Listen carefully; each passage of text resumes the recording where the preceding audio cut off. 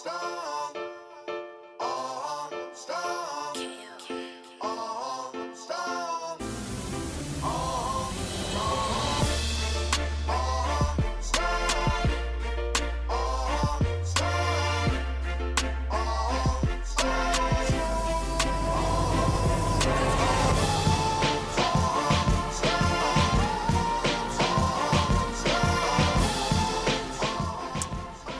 know, today's broadcast is definitely somewhat personal for me.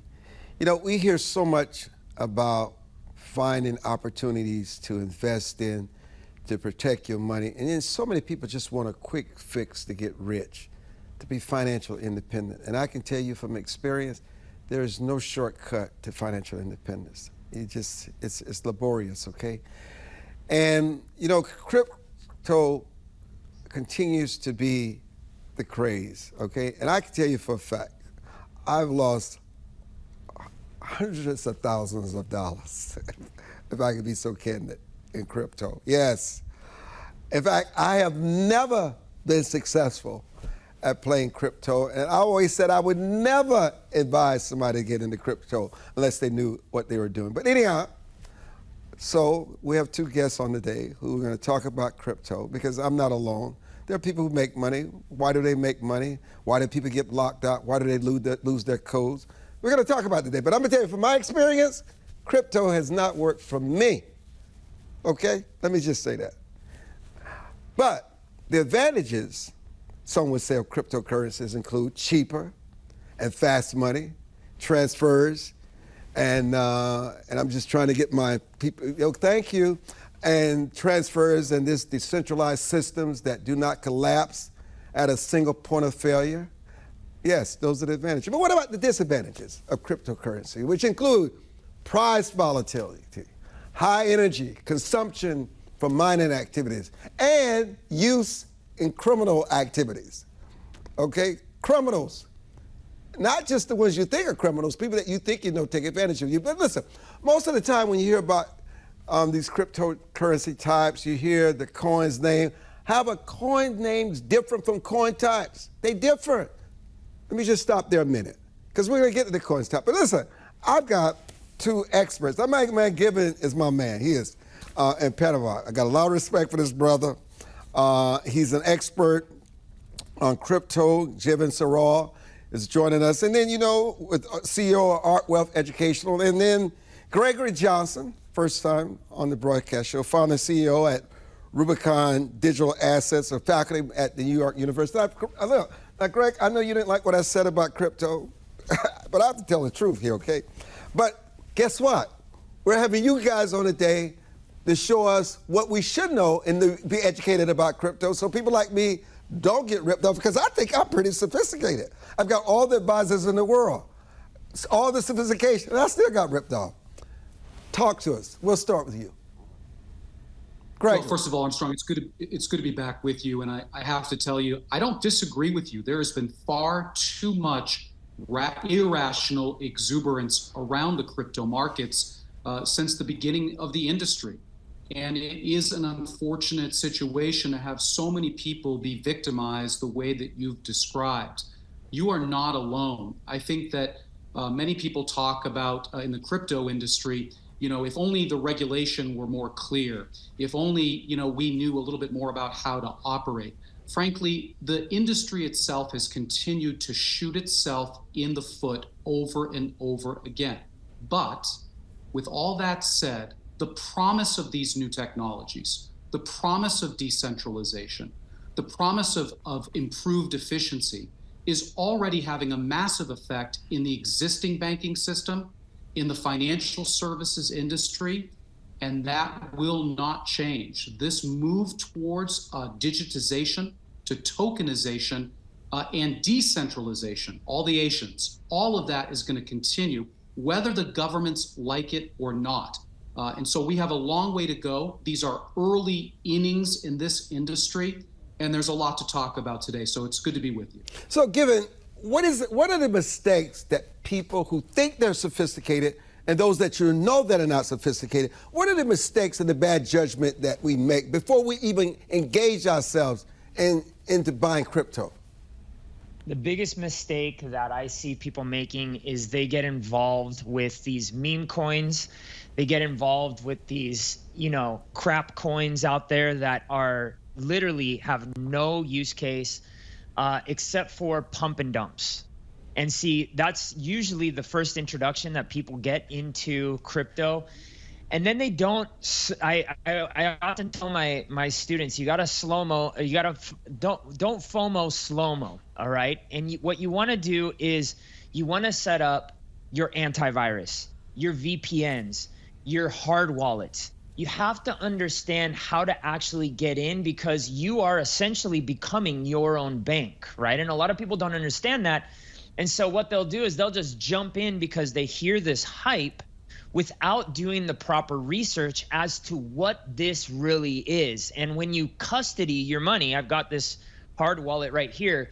When you custody your money, the onus of security is on you. So you have to learn these things first before you get on. It's like driving a car. You can't just get in a car and start pushing pedals and figure it out like that. You need somebody to teach you how to do this stuff nice and slowly so you don't end up going and crashing into walls without even knowing what you're doing.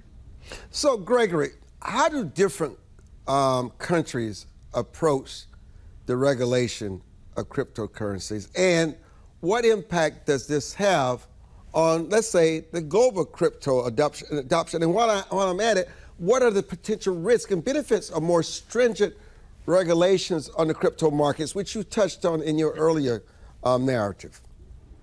Well, it's all over the map, Armstrong, to begin with. And actually, one of the first things we can observe about how countries are treating things differently, you could oversimplify by saying if it's a really developed economy, a really developed nation, they have been moving much more slowly with more deliberation than some of the emerging economies. In my view, the United States has the most to lose by moving too aggressively. And so in many cases, the US, I refer to it as having a regulatory goulash approach. We have more regulatory bodies. Everybody is jockeying for position.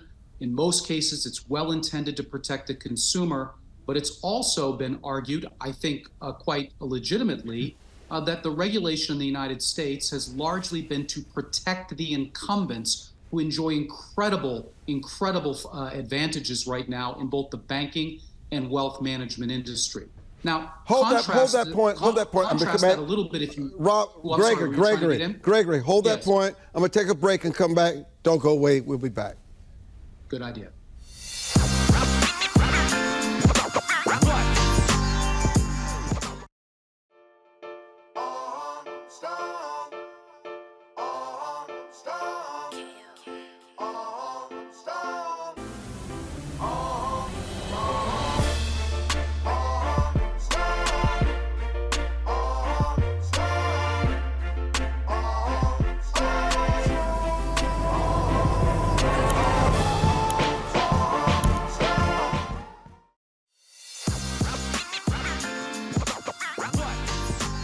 Gregory Johnson, Rubicon Digital, please continue from where we left off.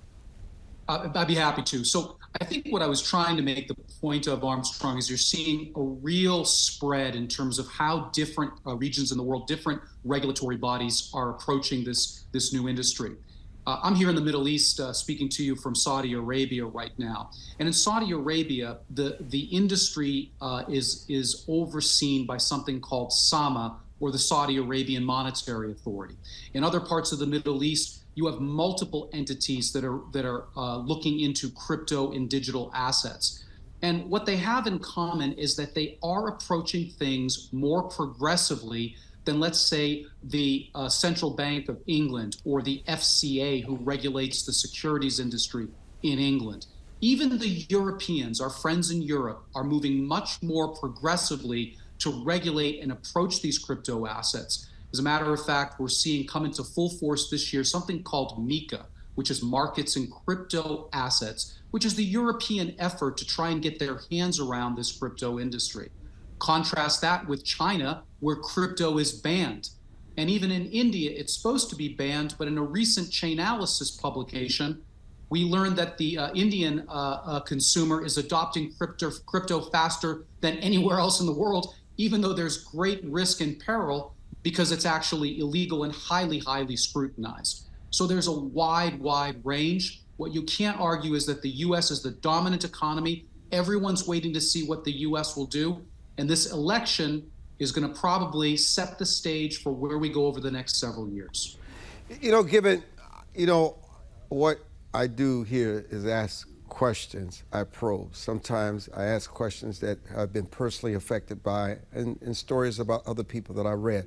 But what is it? Because I think this is an important conversation, because obviously I don't know if I ever attempt to invest in crypto again, but that's just my personal story and journey with it. But what is it that is important for you to get across to a national and international audience today as they think about crypto, the future of crypto, and more about the role that international corporation will play in sort of developing sort of a cohesive global regulatory framework for cryptocurrencies? Because when I'm just listening to Gregory, you can tell that's just not in place yet, but it's still being worked on.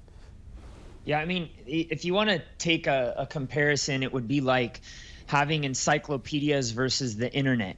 And so right now we're in the early phases of the internet when it comes to cryptocurrencies. And so back then, yeah, it was pretty easy to just grab your encyclopedia off and start reading, about whatever subject matter you wanted to, as opposed to searching to it on the web and, how to download all these horrendous files, pictures to see what a killer whale looked like, right? But see, crypto right now is moving in a direction, it's moving very, very quickly, where it's becoming more accessible and way, way easier to use. And an example right now are stable coins, right? So I've been to 4 or 5 different hyperinflationary countries within the last year and a half. And every single one of them is starting to adopt stable coins, because this stable coin, which is backed by the dollar 1-to-1, has the ability to at least preserve their dollar value and not their currency that they have in their country that's hyperinflationary, taking away their purchasing power and in some cases wiping out savings from people all over the world. And so these are things that are starting to get more and more regulated as time go on, but people are also starting to find these use cases for these stable coins. Like I was just recently in Turkey, and all over the place, they were accepting USDT, which is a stable coin backed by dollars, and also USDC, which is another thing backed by another coin that is backed by dollars. So in essence, both of those cryptocurrencies do not go above or below $1. They are always stable in their value, unlike Bitcoin. And so whether you like it or not, Armstrong, what's going to happen in the future? Like you said, well, I've gotten ripped off. Everything is going towards cryptocurrency, from real world assets to real estate to mortgages. I'm starting to see it on my end right here. I'm sure Gregory's starting to see it. And it's just a matter of time until we get a consolidation between all countries in regards to how we regulate this stuff, in my opinion. Now, let me tell you, I got to take a deep breath on what I just heard. Everything is going towards cryptocurrency. We definitely need a break. We'll be back.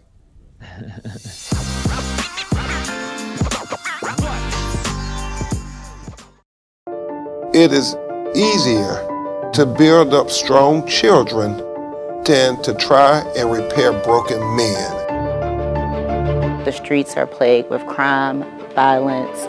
There's a lot of poverty, and it's all a result of lack of education that's happening in our schools. So it really is a crisis. We come from very different political perspectives, but we've come to the same conclusion, and that is there is a crisis in the classroom. Children are being deprived of quality of life because they're being deprived of a good education.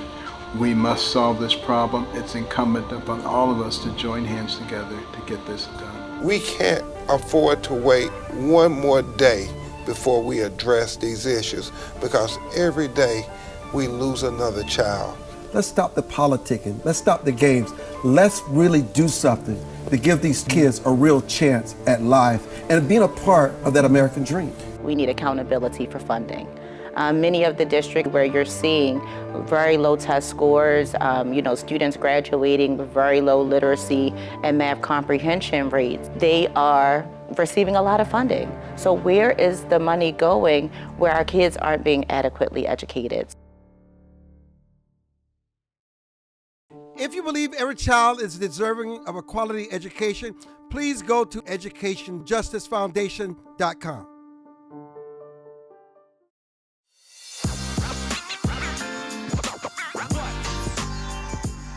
So, Gregory, in what ways is DeFi disrupting traditional financial systems, and what are the long-term implications for banks and financial institutions? You know, when you talk about DeFi, Armstrong, it really gets at the very core of how crypto came to be. So I think it's important to start there. You know, the notion of DeFi, or decentralized finance, really came about after the great financial crisis, a topic that you've covered extensively through the years. And the reality is the confidence that so many people placed in these centralized institutions, in the government, to handle these affairs, the banks, et cetera, and to see them bailed out and to see them fail on so many different levels was really the birthplace where we started to see decentralization. In other words, if we have the technology, if we have enough internet adoption, enough user adoption, do we really need to have the bank get involved? And I'll go back to what we were talking about earlier about these emerging economies, places like Turkey, like Argentina, that have seen hyperinflation. They don't care whether or not it's a centralized institution that is handling things. They care about whether or not the value is still going to be there. I think the concern, though, about DeFi is because it's decentralized, how do we stop these bad actors that you were bringing up before? I would remind all the viewers that crypto did not invent fraud. Crypto in DeFi did not invent scams, did not introduce CEOs and entrepreneurs with questionable ethical composition into the world, okay? But they did digitize it. I think the promise of decentralization is not just to crypto, but it also speaks to things that we're starting to understand have value beyond a cryptocurrency, like our own data exhaust, if you will, also has value in this new decentralized world. And I don't know if crypto is going to be necessarily doing everything, but I would argue mortgages, real estate, so-called real world assets, all of that already is being tokenized. As a matter of fact, when you have the largest investment manager in the world in BlackRock introducing a tokenized treasury product called BIDL, backed by one of the quality tokenization firms called Securitize, based here in the United States, that is a major signal that reinforces what we've been talking about. We're not going backwards, we're going forwards. We're not going back. Did I just riff a political refrain right there? I'm sorry about that. That's okay. Let me talk to Gven here a minute. You know, I want to stick with this DeFi. How can users of DeFi platforms protect themselves, let's say, from the risks like hacks, rug pulls, and the small contract vulnerabilities, Gven?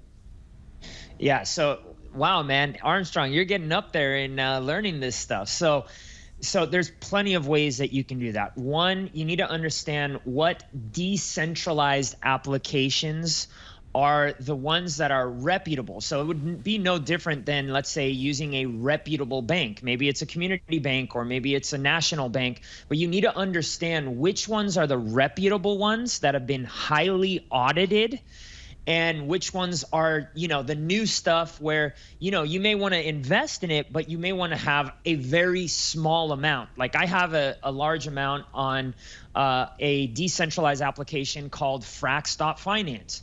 But these guys are pioneers. They've been developing smart contracts since 2016, literally since, DeFi is really starting to be built on. And they have good, sensible smart contracts, and they're now starting to back things with real-world assets, with bonds. I can now trade bonds on their platform. And so you have to understand, though, which are the good protocols versus the bad ones. And I'm actually working on how do we program this onto the front end. You and I had lunch last year where you and I started talking about what are some of the solutions. And I'm starting to come up with a lot of these solutions in conjunction with some other of my peers in the decentralized finance arena, where you'll be able to see full disclosures, have built-in regulations so people don't have to worry about whether or not the SEC put their stamp of approval. All of those laws will be built in on the front end of smart contracts, and that's where we're headed. We're not there yet, but it's coming very soon. I can guarantee you that.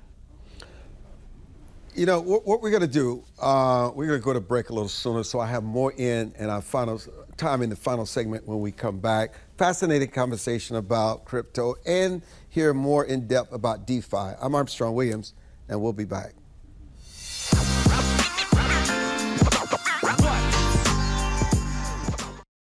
As a home buyer, you need a lender who cares about your home ownership dreams. United Security Financial has been helping families secure their dream homes for 30 years. We're a national fair practice lender that provides affordable mortgages and low down payment programs to eligible home buyers.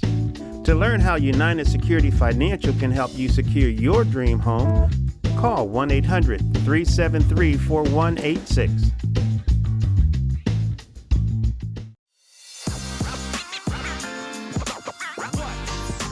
Okay, quick answers, guys. We're about out of time. Gregory, how might the introduction of the CBDCs reshape the global financial landscape, particularly in relation to existing cryptocurrencies? Two things, unrelated but related. First of all, it will shape it irrevocably, and it already has. Armstrong, my biggest concern for the United States with CBDC is we have a Senate and a House of Representatives. If you talk to them about CBDC, they think you're talking about a cannabis product. And we have a long way to go in educating our policymakers and our lawmakers about what the heck is going on. In this part of the world, big things are happening, and many countries view CBDC as a way to shut out the United States and to leapfrog economically. You could do a whole show on this topic. Given how much did you lose in crypto before you got to the point where all those losses are behind you and no more exploitations of making these mistakes where it costs you a lot of financial collateral? So here's the thing, is that that's a double-sided question, because I gained way more in the long term. Have I lost in some of the investments that I've been in? Absolutely. But I gained way more because I got in right at the beginning of DeFi, which was in 2020 when it was just exploding. So, you know, I've lost hundreds of thousands of dollars, but gained millions by understanding this technology. So the exact number, I don't know, but yeah, it's a double-edged sword question. How important it is when you have your crypto number for your safe that you keep that number in safekeeping? Because if you get one of those numbers out of place, if you lose that number, you lose your money. The bottom line, give it. Yeah, 100%. I mean, that's the first lesson that we teach I have a course where we teach DeFi. It's the first day. That, along with security, setting up your wallet. How do you set that up? How do you keep it safe? You know, I have it in multiple different places in the world, in fireproof, waterproof, in very, very safe places. There's multiple different ways that you can do that we teach. And that, again, like Gregory was saying, I mean, this is a full day's course in and of itself. But it's very, very important that you understand, if you are getting into crypto and you are the one self-custodying your property, you must learn these things. And it doesn't have to be through me. It can be through, get on YouTube University. But take this very seriously, because I've had countless people lose their keys, and then, they're out hundreds of thousands of dollars or even millions of dollars in some cases because their crypto goes up and it's stuck there on the blockchain doing nothing. Gven, Gregory, wonderful conversations. We will have you back to continue this discussion. I'm Armstrong Williams. Thank you for joining us for this edition of the Armstrong Williams National Broadcast. Good day, everybody.